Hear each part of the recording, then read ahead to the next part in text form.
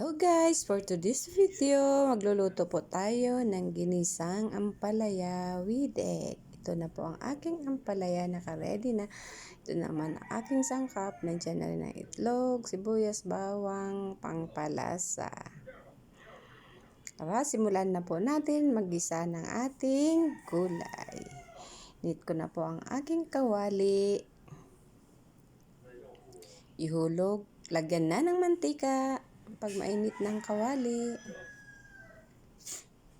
yan, inikot ko para malagyan ng ibang sides ng kawali para hindi dumikit. Ko ng bawang,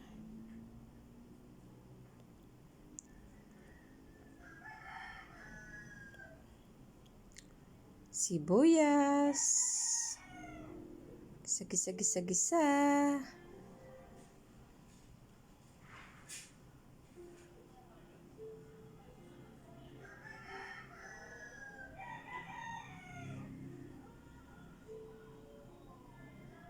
hulog na natin ang ating ampalaya.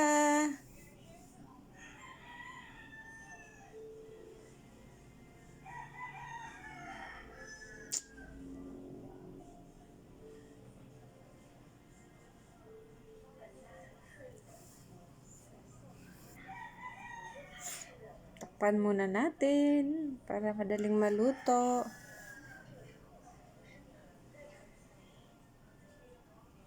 Yan ng kaunting tubig. Tapos tinakpan ulit. Check natin. Lagyan na natin kaunting patis.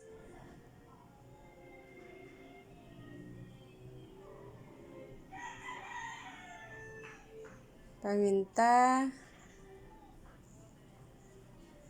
Pampalasa.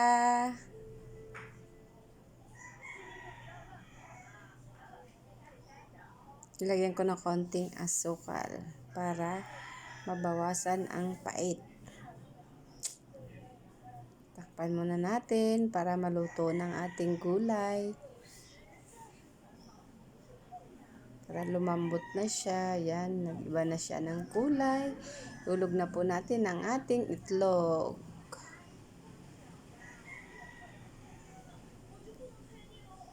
Tayo na lang natin maluto ang itlog at yan ay luto na. Malambot na ang gulay.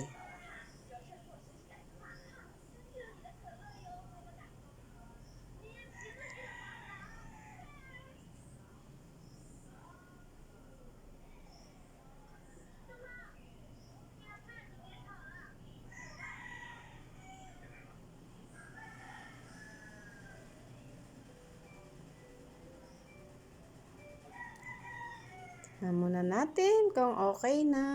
Yan, ayos na. Yan lang guys. Pwede na tayo kumain. Yum, yum, yum. Thank you so much for watching. Bye-bye and God bless everyone.